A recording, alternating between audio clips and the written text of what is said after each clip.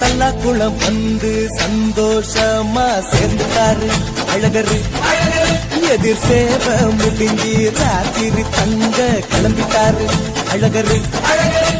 வெட்டி வேறு சப்பரத்தில 1000 பொன் சப்பரத்தில அழகரு ஆண்டாளு மாலை அணிஞ்சு பட்டாட உடுத்திருப்பாரு.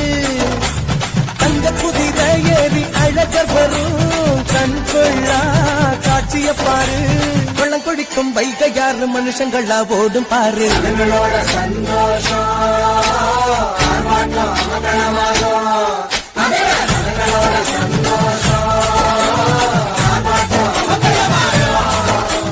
கள்ளழகரு நம்ம கள்ளழகரு